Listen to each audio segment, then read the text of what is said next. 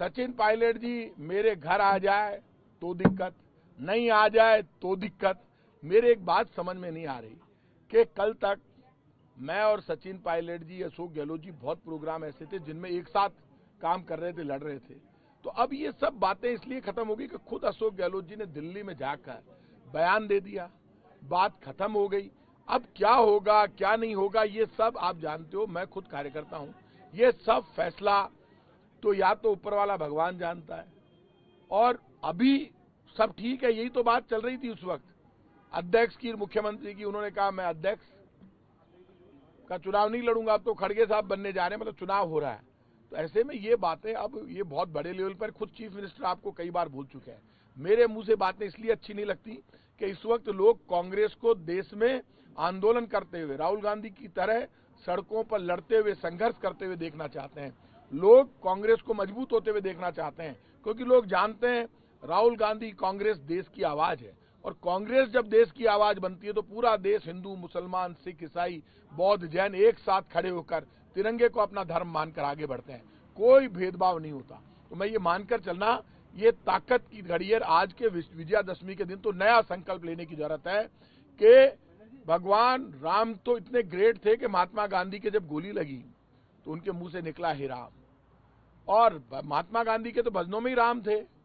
तो राम वो चाहे गीता चाहे कुरान सब में बसते राजा राम, ये चाहे ईश्वर अल्लाह तेरो नाम और सबको सन्मति दे भगवान, ये भजन तो गाते आए हैं हम लोग। इसलिए यहाँ पर तो परंपराएं, विश्वास, प्यार और प्रेम भारत की ताकत है। नफरत खत्म होनी चाहिए, हम सब लोगों में एका होना चाहिए। जहां तक हमारे परिवार की बात है, आप सुन लेना, वल्लभ नगर में बीजेपी की जमानत जब्त हुई थी, तब लोग कहते थे इनके वो प्रभारी हैं अरुण सिंह जी, अरे भाई साहब क्या क्या बोलते थे उदयपुर में, ऐसे जमानत जब्त करा दूंगा। जमानत बीजेपी की जब्त करा दी हमने। दरियावद में बीजेपी तीसरे नंबर पर आई, नगर निगम के चुनाव जीत गए, पंचायत के जीत गए, निकाय के जीत गए, सब चुनाव हम जीते। बीजेपी के बयान इतने उच्छे पने के आते हैं। अमित शाह जी क्या बोले, हमारे कुर्सी खाली करो। क्यों? उधार दे के गए थे क्या? कुर्सी खाली करो, क्यों खाली करो? चुनाव में देखेंगे कौन क्या करता है। राजस्थान की जनता बीजेपी को वोट देने वाली नहीं है, क्योंकि केंद्र में बीजेपी के झूठ से लड़ रही है देश की जनता। सब किया, जो वादे किए वो सब पूरे किए हमने, और बीजेपी ने एक भी वादा पूरा नहीं किया। ना 15 लाख दिए, ना 6 दिन आए, ना 2 करोड़ लोगों को रोजगार मिला, ना पेट्रोल डीजल सस्ता हुआ। गरीबी जबरदस्त है, महंगाई जबरदस्त है। प्रताप जी, आपने कहा कि अब खड़गे जी चुनाव लड़ रहे हैं तो अब मुद्दा खत्म हो गया, जब चुनाव लड़ना था गहलोत साहब, तो क्या ऐसी स्थिति में जो आपने अब इस्तीफे दे रखे अब सब वापस ले रहे हैं या ले लिए?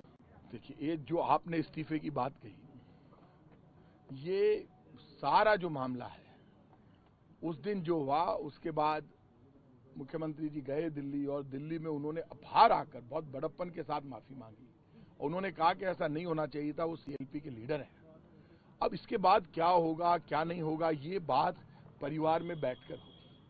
अब ये मानकर चलना, ये बातें सब पीछे छूट गई, अब तो आगे देखने का वक्त है। तो आज तो दशहरा है, विजयादशमी है, तो आज के दिन तो आप ये मानकर चलिए सब लोगों में उत्साह, दिवाली आ रही है। तो अभी हमारा परिवार कैसे आगे बढ़ेगा, यूनाइट होकर 2023 में कैसे सरकार बनाएगा, ये पूरे परिवार को एक होकर बैठकर फैसला करके और तय करने की जरूरत है। वो हम तय कर लेंगे। आप 2023 में बीजेपी को जगह नहीं देंगे। बात करते हो आप, बीजेपी के लोग जिस तरह की बातें बोलते हैं कि राजस्थान में मध्यावधि चुनाव हो सकते हैं, बीजेपी वालों को अपना घर संभालना चाहिए।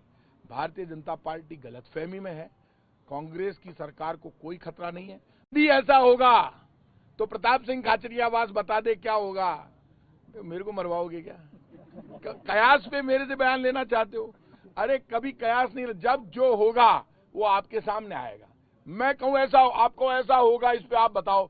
हुआ नहीं है, जब होगा तब बात करेंगे। राहुल गांधी ने कहा था पार्टी में एक नहीं, एक स्टेट में 10। ये बहुत अच्छा है। देखिए, राहुल गांधी जी ने यदि ये बात कही, बात सही है कि एक स्टेट में एक नहीं 10 नेता होने चाहिए। राहुल गांधी जी का मकसद एक है, वो चाहते हैं कि पूरे देश में एक एक स्टेट में कांग्रेस के पास 10-10, 20-20 नेता हो, जो मिलकर हर तरह का फेस जबरदस्त वोट लेकर आए, कांग्रेस जीते। तो नेताओं की फौज जितनी ज्यादा होगी उतना फायदा होगा। कि आपसे सचिन पायलट उसके बाद मुख्यमंत्री कल एसीबी कार्यालय में गए, वो क्या मैसेज देना चाह रहे हैं? देखिए, एक बात आप मानकर चलना, राजस्थान में एंटी करप्शन डिपार्टमेंट अभी इस वक्त देश में नंबर 1 या नंबर 2 पर है। अच्छा काम कर रहा है, करप्शन को हम रोकना चाहते हैं। और एंटी करप्शन डिपार्टमेंट मुख्यमंत्री जी के अंडर में है। मुख्यमंत्री जी इस तरह के पहले भी जा चुके हैं, मीटिंगें ले चुके हैं, तो वो तो रेगुलर उसी ढंग से काम कर रहे हैं। तो एंटी करप्शन डिपार्टमेंट का 20064 शायद नंबर है।